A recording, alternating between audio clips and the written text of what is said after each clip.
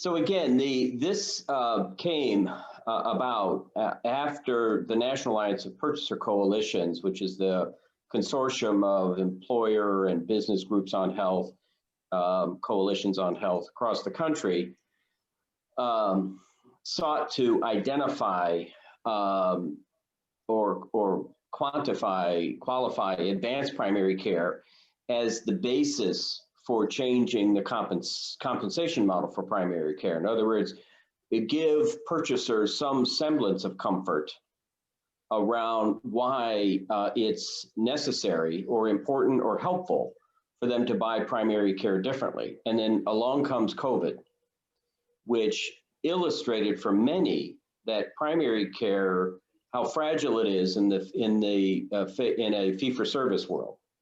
So so again, the effort was aimed at creating the what's in it for me observation for purchasers to buy primary care differently using a comprehensive payment model, often found in a concierge environment or a DPC environment. So as a result of the work from the National Alliance, interestingly enough, the only community of family medicine that was really interested in putting their money where their mouth was in this sense was Tom Banning and the Texas Academy of Family Physicians. And he has socialized this effort with other state chapters and certainly with AAFP, but no one was willing to actually pull the trigger on this other than Tom. So fine, so we've started this for the benefit of the family medicine community, such as it exists, and frankly, all of primary care in the state of Texas. And so we've gotten the attention of the Houston Business Coalition on Health, a member of the National Alliance, and the Dallas-Fort Worth Business Group on Health, a member of the National Alliance. And so we are collaborating with them, coordinating with them, but not necessarily relying on them other than creating profile for this. So this is the project at hand. And this is the project at hand. And so what I have is a very simple 6-month contract, consulting contract with Tom, in order to pull this all together in that effort to facilitate this direct purchase opportunity. Not necessarily direct contracting per se, but direct purchase where the purchaser negotiates the terms and conditions with the source of primary care, and they either execute a contract with that source of primary care or they delegate that contract to some kind of an administrative entity, such as an ACRESA or a claims administrator, what have you. But at the end of the day, the terms and conditions are worked out directly between the purchaser and the source of primary care. And the intent here is for any source of primary care to be able to take advantage of this. So the first effort in this regard is, again, to facilitate this through the creation of template materials that guide the payment model, the contract terms, and what would go into value-based reporting in order for the purchaser, for again, the source of primary care to speak to what they're accomplishing, and the purchaser rather, to recognize they're getting their money's worth. They're getting something in return for this direct relationship, if you will, with primary care. And so then the rest of the scope of work, if you will, to kind of round it all out, is to help to identify business opportunities between purchasers and sources of primary care. So we'd be looking for the Houston community and the Dallas-Fort Worth community to identify purchasers that want to do this, that want to buy primary care in a more direct fashion in this sense. And then we want to be able to offer advice and counsel with those purchasers around what kind of administrative capability they need to have in order for this to work and work well. And then finally, we want to offer advice and counsel to primary care regarding what sort of administrative strategies and solutions would be helpful in order for them to be able to meet their obligations in exchange for this enhanced compensation, enhanced opportunity with purchasers. So from the physician perspective, it would be making sure that whatever medical record system they're using is robust enough, leveraging the Hope Note, for example, leveraging Dr. Etz's work, for example, in order to really be able to document what's happening and report it in the least burdensome way, so that the employer knows what they're getting. So the timeline for this dates back to October, in the sense that we wanted to identify sources of primary care and target purchasers, which I've done, and the folks in Texas are aware of. In November, we wanted to start working on the compensation model, and that's what really we're going to get into during this conversation right here. And then benefit design elements that really draw attention to primary care. Then in December, we wanted to work on what the expectations were from the purchaser and identify the deliverables. What should primary care expect to actually be able to deliver in order to demonstrate value to the purchaser and the covered individuals.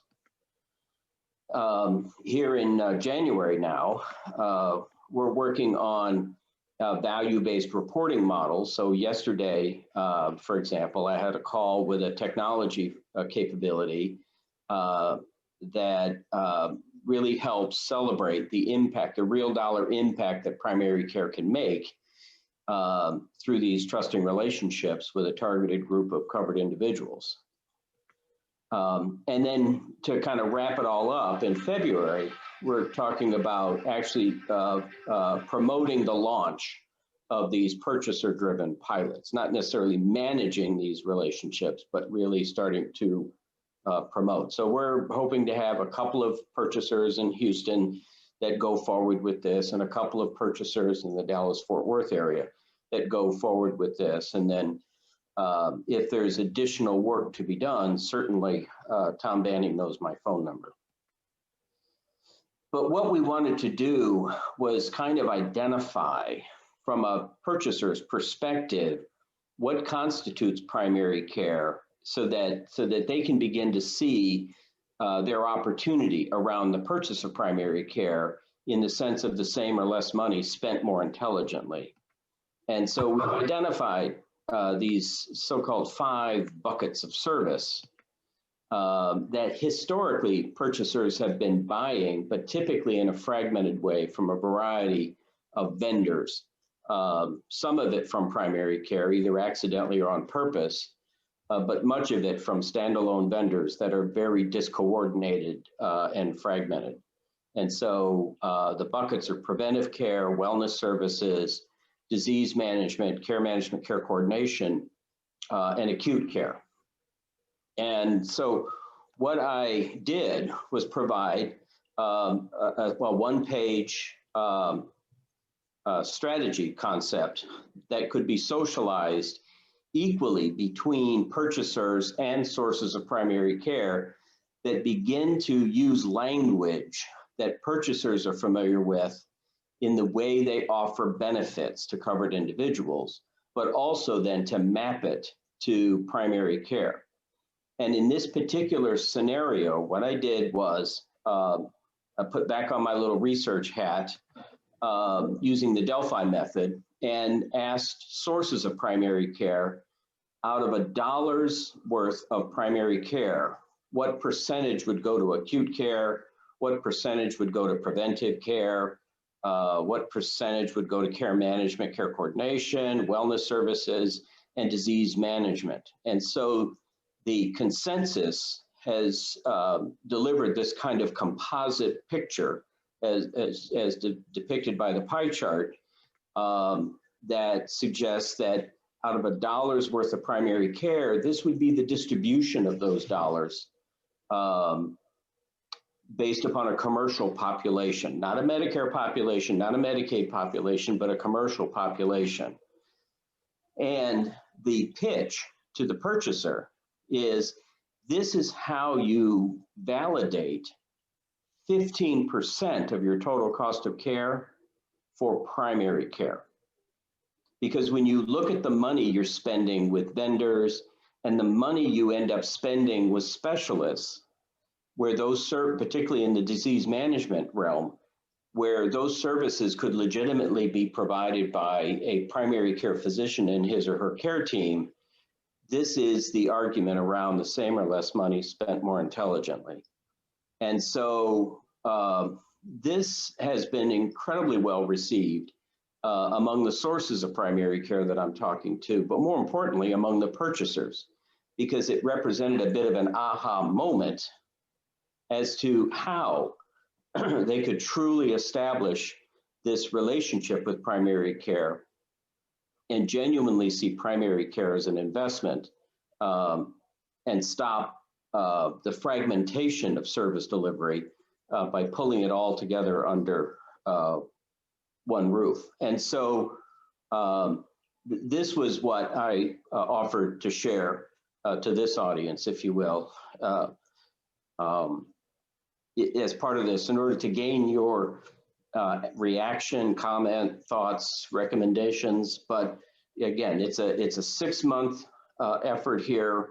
We're a little more than halfway through it, and so far so good. Now, my next position paper, if you will, one pager, will be on the contract terms and the deliverables, and that should be finished in a few weeks here for Tom Banning's benefit. Thoughts? Jed, how do you break down in the pie chart, where do you go with the purchasers around specialists that are required to do parallel care, if you will, with people with chronic conditions, along with the primary care service, or even in an acute care setting where you need a specialist beyond primary care? Is there a black and white division, or are there gray areas there? Well, let me put it this way. One of the deliverables in the contract terms is to give absolute authority to the primary care physician in terms of when a patient is shared for specialty services. So I lovingly ask the employer or the purchaser not to think about that, not to worry about that, and more importantly, not to involve their health plan in that, but to give that opportunity to primary care to make that decision on a patient-by-patient basis. Now, behind the scenes, as one of the administrative tools, is both the physician and the purchaser should be looking at the same data that examines care that's appropriate as opposed to wasteful. So there is a trust, but there's also certainly a verify element where you're using a nationally recognized predictive modeling tool that, when properly populated with a robust data set, is able to do some predictive modeling around individual patients, and as such, then cohorts of patients. If that makes sense. I assume you're going to tell us tonight in a little bit here how you work out a payment model to reflect what you just said. Okay, and so following the presentation of the buckets of service, for every patient who opts into a particular primary care practice, absent any sort of data risk stratification effort, the recommendation to the purchaser is that they take 15% of the total cost of care and create a comprehensive payment to primary care. And the message here, Len, is this can't be done in some sort of slow roll up process. The purchaser either has to be in on this, understand this, and committed to this, or not. So we're not talking about a hybrid model of a little bit of prepayment and some fee for service. We're talking about a purchaser who has confidence in their own claims data set to the point where they are comfortable essentially hiring the primary care physician as the de facto purchasing agent for the rest of the benefit plan. So it's a different conversation. This is not a risk share arrangement. This is not, this is none of that. This is simply saying you've got robust data, Mr. Employer, on your population, and you know what you're spending in the aggregate. This is an invitation to have a unique business relationship with primary care, while your covered individual has the personal relationship with primary care. A business relationship with primary care where you have the opportunity to invest in a primary care capability that has agreed to take ownership of basic triple aim elements: controlling the total cost of care, simple improvement in the health status led by health literacy, and then high level of patient activation, where the patient and the physician are truly partners in this whole conversation. So, Jed, this is Larry. A question. Sure. So at the gross level, at the highest level, Right. this is a move from a typical investment in primary care of 6 to 7% of the total dollars spent. Absolutely. To 15%. Absolutely. Then the second piece of that is this would affect both the employer as well as the deliverer of the primary care service. How do they make sure they engage enough of their employees? Because, for a practice, if they just got 5 patients from an employer, you can't really, re-engineer your delivery system for those 5. You need to have a significant chunk. Yes. So I sort of skimmed over the benefit plan redesign piece, where you create an environment that's conducive to covered individual opt-in. And so you create the right kind of an environment from a benefit design perspective so that the covered individual recognizes their enlightened self-interest to opt into this. Now, concurrently, you immediately engage with the sources of primary care so that they are, given that care management, care coordination, and disease management role that they are contracted for, that gives them license to see patient information and actively recruit patients into their panel. It still recognizes the fact that on a good day, during the first rollout of this, that about 20% of the covered individuals will opt in. But given the size of the purchaser, how many covered individuals, and the geography associated with those covered individuals, you can roll out a program like this with as few as 1 physician. So this is not, and the other element here, Larry, is not all physicians are ready for prime time. Even someone like Chris Crow would recognize the fact that of his network of primary care physicians through Catalyst Health, some are better than others at this particular model. Jed, I'd like to follow up on that idea, because you and I have had this discussion over the last 2 years. What I've seen working with groups, mostly independent concierge physicians around the country, is they take the monthly fee or the yearly fee. They think they're providing all these 5 buckets that you say they are. You know, they're promoting themselves as, you know, we're going to promote your health. We're going to prevent you from getting disease. We're going to reverse your illness. We're going to, but they end up doing, if you actually look, is pretty much business as usual. They just spend a little more time with each patient. Yes. And each practice is very different depending on the personality of the physician. And even the physicians that want to do a much better, you know, much more comprehensive approach don't really know how to. Right. So you and I have talked about, well, how do you identify the people that, you know, because it takes a certain personality to even be interested in this, as opposed to just, all I want to do is just do acute care and go home, which, you know, that's fine if you want to work in an acute care center. But, you know, all doctors, certainly not all family doctors, are going to have the right personality to be successful at this.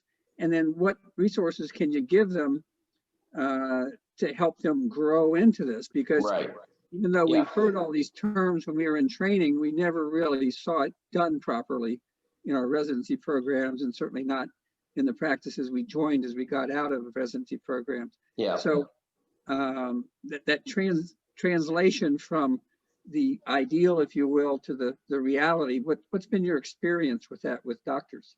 Well, until you, Pat, until you get actually into the contracting process and begin to talk about the expected deliverables in exchange for this compensation model, that it's not until you get to that point that you start to uncover instances where folks really are just not ready for this. Mm-hmm. They aspire to it, which is great, but they're not ready for it. And the strategy that we're using in this sense is to identify the early success opportunities while always keeping the door open for anyone else who wants to make the necessary modifications to their approach to primary care in exchange for this change in compensation, liberating them from fee-for-service bondage, giving them this opportunity. So part of this effort is to identify, frankly, in the state of Texas, for example, an organization like Catalyst Health, so that if a physician is solo practice physician would like this to be their future, but they are mature enough to recognize I'm not there yet, they get matched up to someone like Chris Crow, an organization like Catalyst Health, and they are given the opportunity while they go through this different type of education and orientation. And so that's been considered as part of this whole effort, so that if anybody raises their hand and says, this is something I would like to be part of my job is to identify who can they be buddied up with in order to make this happen for them. We don't want to unnecessarily exclude anyone. And if they do want to be included, though, they have to come to terms with their own limitations.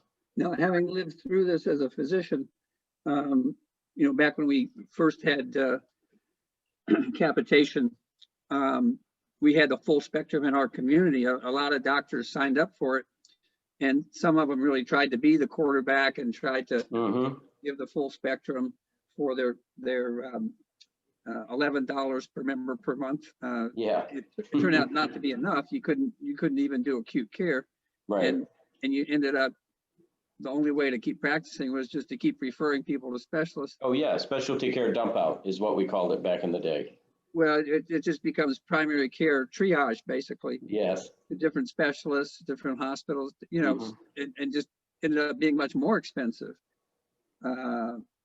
So if you get a couple of bad apples that are doing that, is there a mechanism to sort of identify them quickly and try to re-educate them, or prevent them from you know, just sort of running up the costs? Yeah, so there is, because one of the expectations is that the practice would have access to some sort of practice level analytic tool that helps it understand the impact it's making in terms of total cost of care, patient health literacy, a simple change in health status, so a risk stratification model.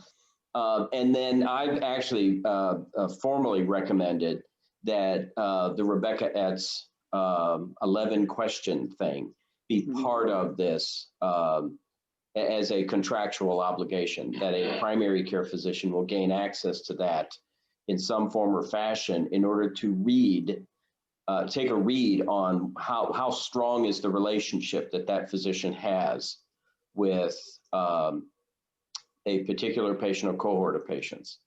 And so it really is really walking primary care through all of the elements associated with delivering on the triple aim. And hey, Wayne, welcome to the discussion. Hey, how you doing? yeah, sorry, timing of what I had to do, couldn't get in today. So don't let me interfere here. It sounds like you're on a roll. Well, Wayne, were you on the call when I mentioned the Hope Note specifically? I wasn't. I just joined, so I apologize. Well, I mentioned it a million times, and so I have to figure out what the commission, I mean, what the royalties are on. I'm kidding. What do I owe you? Exactly. Yeah. Well, no. And Wayne, I was talking about Catalyst Health as an example, which I know you have made a meaningful impact in terms of what they've been able to accomplish. Well, I hope so. I mean, we've been, it's hard to get any kind of new major changes into a system, and we're trying to simplify it as much as possible and create tools to facilitate that. And in addition to Catalyst, which has been extremely engaged and involved and doing incredible stuff already. So already the readiness was there, which has to be. So that kind of readiness, I think, is key here. Right, and so the readiness that Chris Crow exhibits just naturally has been very impactful in getting the purchaser, in the case of the Houston Coalition and the Dallas-Fort Worth Coalition, to recognize the characteristics of true physician leadership at the practice level. And because governance is not a question that any of these purchasers have. It's who is the doctor who's actually going to be caring for the patients, and what is their attitude toward deeply understanding the needs of the patient, and thereby addressing those needs in a way that naturally reduces the total cost of care. Right, exactly. No, that's great. And I think the challenge of getting the purchaser to do that is a huge one. I mean, it's a completely different language. I was in a conversation with Mia Pham, who many of you probably know from. I think she was integral in the CMMI when it first got started and all the innovation efforts in primary care. And her comments were getting the purchasers to sort of understand, the specific operational components of what they need to do to try to access advanced primary care is a huge challenge right now. I mean, how do we communicate? How does it get communicated to purchasers in their language so that they know how to, what to look for and what to recommend and what to buy? So so.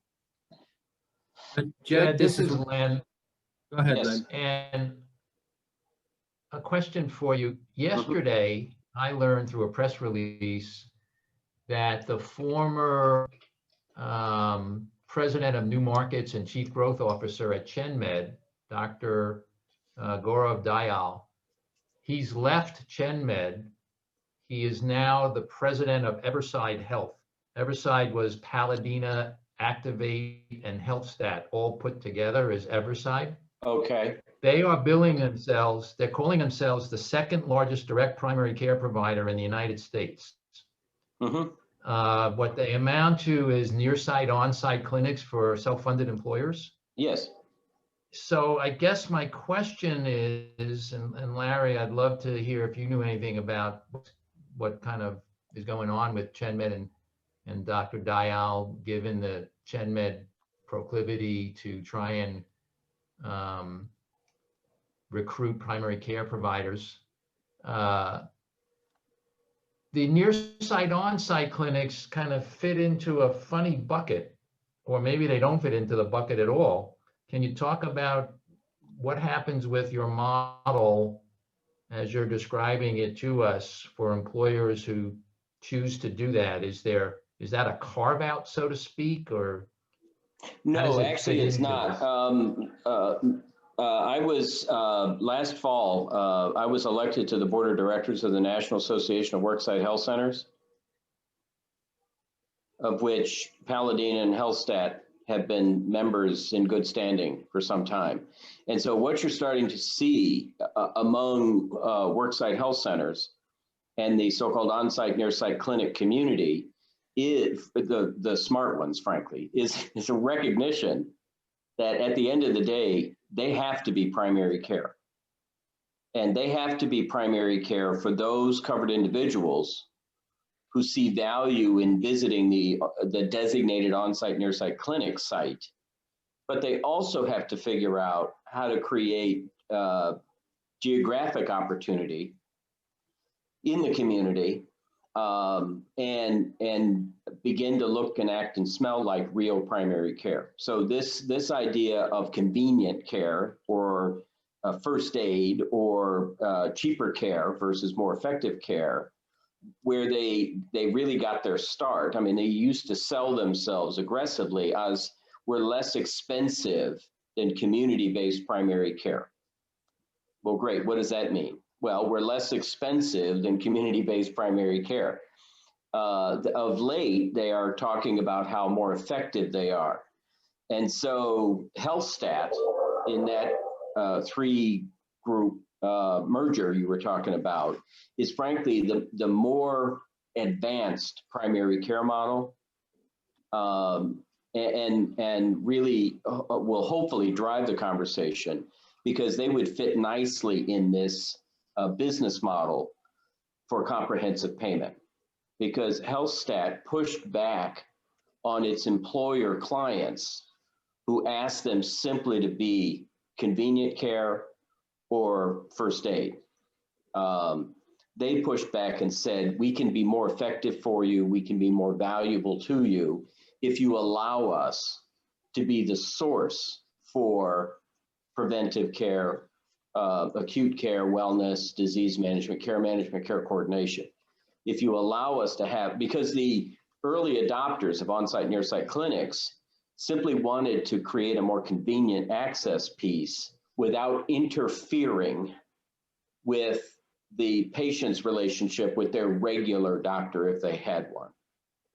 And what the purchaser needed to understand is, in some cases, you want to interfere with the regular doctor, who is a keep them sick, keep them coming business model, often employed by a hospital with enlightened self-interests that are not aligned with that of the purchaser, let alone the covered individual. So, yeah, so this does fit, and elements of this presentation were shared last October at the annual meeting of the National Association of Worksite Health Centers, and I did it in collaboration with the medical director from Premise Health.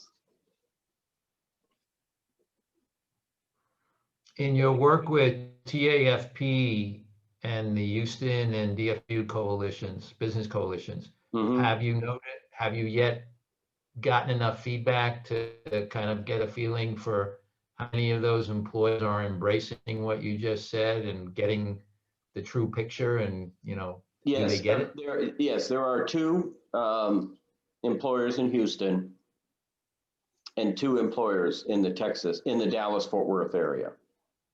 There's interest in Austin, but there's no structured business coalition in Austin just yet. So total of 5 purchasers. And the idea was not to, sign up tons of purchasers. The idea was to start something, but focus on the template materials in order to offer the market not so much a plug and play, but a pathway to this. That again, that concurrently makes sense to the purchaser and the source of primary care. So you're not building something that no one goes to, or asking for something that no one wants. So Got Jetta, it. this is Larry again. A question for you. How do you identify a practice's readiness to engage in this? You know, the flip side of that is how do the employers assess which practices they want to contract with? And I'm wondering, are you thinking of using the tools that have been developed by the National Alliance, or that? Yes, there are seven. There are 7 attributes that the National Alliance has come to terms with. I'll give you 6 guesses who the author is of those 7 attributes. I know it's not me. Yeah, well, it's me. I started with 4 basic characteristics, which through their value-based purchasing affinity group was developed into 7 attributes, and 5 sources of primary care submitted practice level information during a deep dive assessment of advanced primary care. And Wayne, Catalyst Health was one of the sources that submitted information that helped validate that these 7 attributes are real and meaningful. Right. And so those 7 attributes are driving the contract deliverables for purchasers. And so this is not PCMH, this is beyond PCMH. This is not a certification or recognition or accreditation process. This is simply identifying characteristics where the purchaser and the source of primary care come to terms using some common language and some common expectations. So, you know, the idea was not to anoint anyone, but to create this opportunity for the direct negotiation of compensation and deliverables, which is intended, frankly, to recognize that there are variables, to Pat's point. There are variables among practices. But at the end of the day, those variables can kind of get mapped to these 7 attributes. Jed, back to just the basics, when you do this consultation, I mean, 6 months sounds like a long time, but it's just the beginning of a long process as you've experienced in Las Vegas and lots of other places. Yes. At some point, somebody or some group or some organization has to sort of go, aha, I understand what Jed's talking about.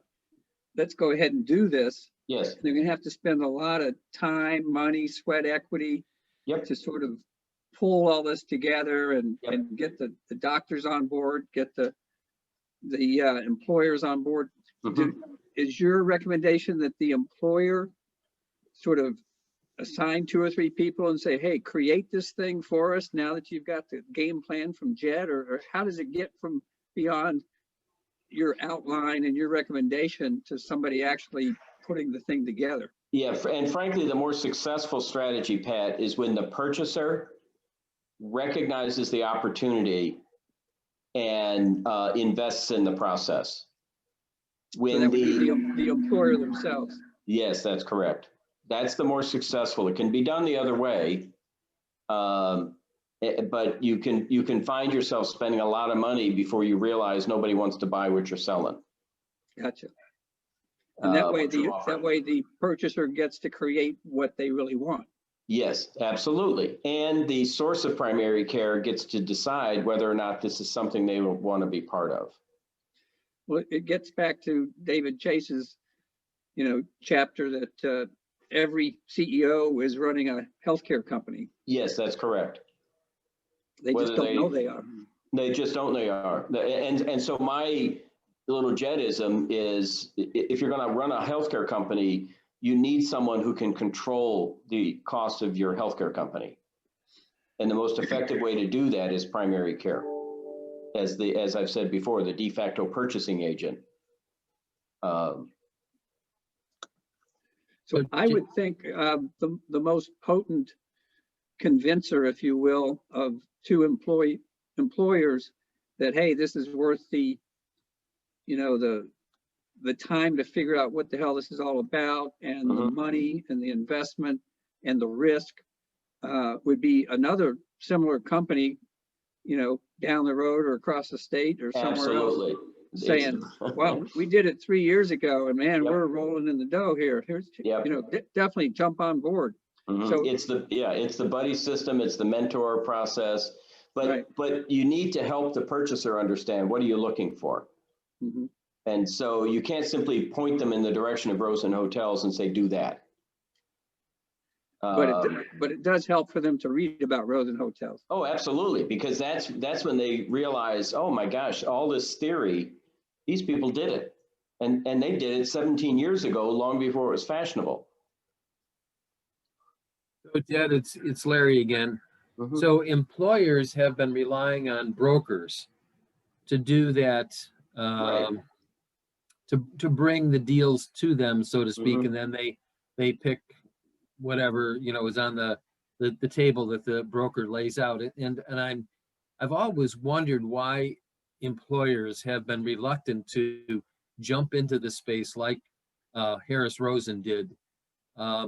What is it what's going to be the spark that's going to get them to say, you know, we need to get into this space. I mean, I get the point. Dave Chase makes a very good point of it, and others have as well, that there's so much money being wasted and spent that could be used elsewhere. Mhm. But that doesn't seem to have created the charge Yeah, that well, has brought them to the table. So what is it going to take? it's more of a slow burn than a spark, where they just grow over time. They grow tired of the way things are individually, one employer at a time. This is not something that happens in a community. This is something that happens one employer at a time, where they make that good old fashioned, you know, guns and butter decision. Am I going to spend money here? Or am I going to spend it there?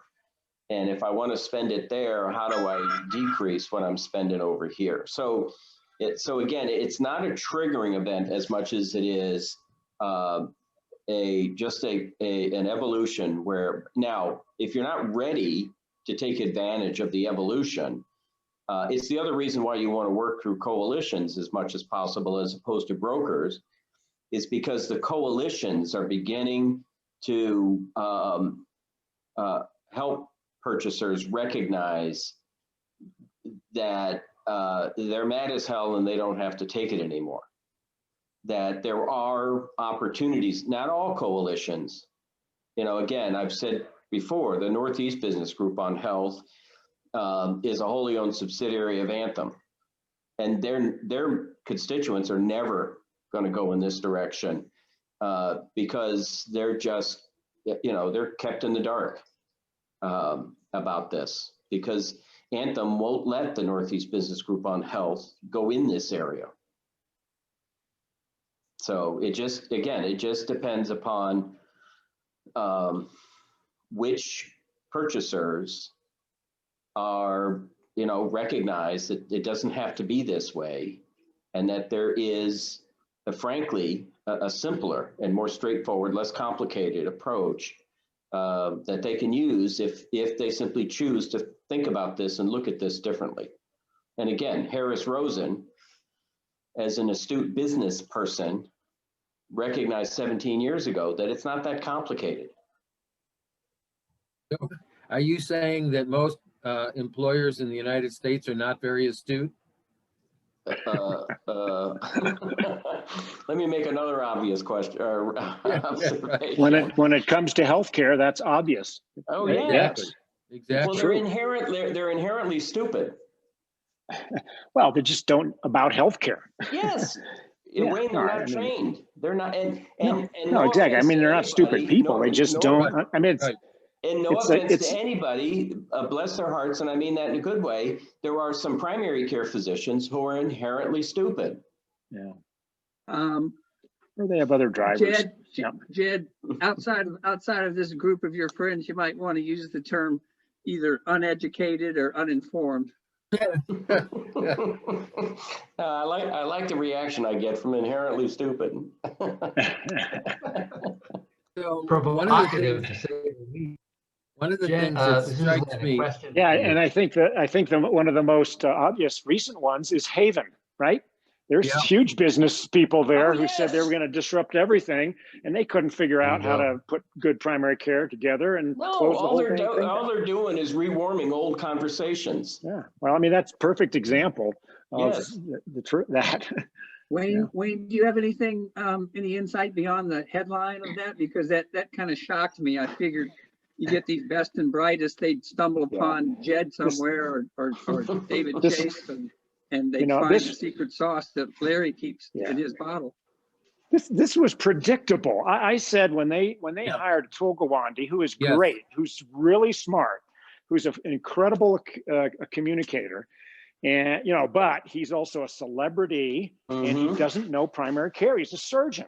Okay, Right. he's done fabulous things around surgical checklist and blah blah blah blah blah, but he didn't know anything about it. And then when he said he was going to continue his his practice at the Brigham and his writing for the New York Times, they said this thing's doomed to fail.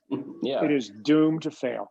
I mean, I think they had an inherent complexity at the beginning. In addition to that, which is these are not single companies. This isn't Walmart, okay? Right. Which can say this is going to be our policy across our 2.4 million, employees, and however many users. These are each of these companies, especially Buffett, is huge. They're very different, heterogeneous all over the world, completely different. They already have agreements in place for healthcare. There's no way they were going to unify that whole thing. Right. It's too complex. Amazon could do it but I don't think Bezos is really motivated to do it. I think he was just looking at to get information so he could tap into the, he can start into the accessing healthcare ecosystem. Right. Well, he wants to take over drug delivery. Yes. He wants to take over drug. Now he could have an impact on drug costs if he did that. There's no question about it. But he's not going to change primary care. Well, yes and no, but much like others, if you take over drug delivery, the last thing you want to do is reduce the volume of drug delivery. Yeah, that's correct. Cheap as Christmas. That's right. He wants to reduce the cost, not the volume. That's right. Yes. Yeah. Exactly. And I got news for him. It's the volume. Yeah, this is Len. I had a question for you on terminology. Am I reading more into it than I should? Because I've noticed a few times you use the terminology source of primary care rather than saying primary care provider. Is there something to that, or? Yes, there is. It's intended to be as inclusive as possible, recognizing that certain sources of primary care will naturally exclude themselves. So it's intended to mean on-site clinics, it's intended to mean hospital employed, it's intended to be independent small practices, independent large group practices. So the effort here is not to feature and favor any particular type of primary care business model. So that's why the term source of primary care has been used in order to make it as inclusive as possible, while we recognize that certain sources of primary care will not be up to the task. They have too many conflicts of interest, too many enlightened self-interests that will prevent them from making this transition to either accepting a comprehensive payment in the first place or controlling the total cost of care to the degree that predictive modeling suggests they should be. Got it. Thank you. Along that line, Jed, back when our practice was looking at trying to really fulfill all these needs, back then it was more to sort of be the patient-centered home, if you will, and all that criteria, as you say, get the gold star. For us to have been effective, we would have we realized we would have had to hire a psychologist, you know, a nurse coordinator, health Mhm. coaches, nutritionists, and we just couldn't figure out where the money was going to come from. Now, is that the way the practices evolve once they get this 15%? Do they Yes, they have either, enough money to hire what they need? absolutely, they either hire it directly or they contract for it. Mhm. And so as part of my, you know, part of my role here is for a source of primary care that has gaps in service delivery around those 5 buckets, I'll introduce them to a gap filler. I'll introduce them to an organization that they can contract with and subcontract with in order to fill that gap. So, but ultimately, you keep the primary care physician as the point person in terms of accountability and funds flow. Mhm. Gotcha.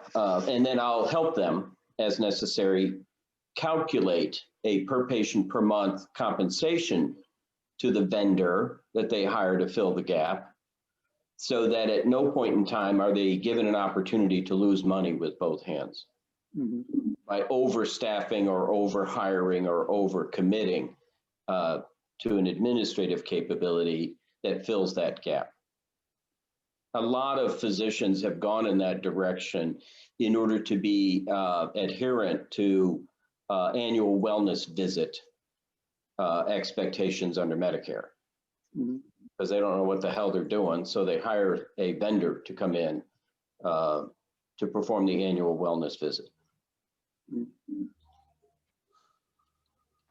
Well, it's exciting, Jed, particularly the fact that you're open to so many different ways of skinning this cat, you know, Yes. and leaving it up to the local, or as someone would say, relocalizing health. The future Yes. is local, open, and independent. Yeah, and so that's why this effort, frankly, is aimed at a very basic framework around compensation first and deliverables second, and doesn't get too deep into the weeds too soon in the conversation, but is intended to create an environment where the purchaser and the source of primary care can agree on the compensation and then agree on the expectations.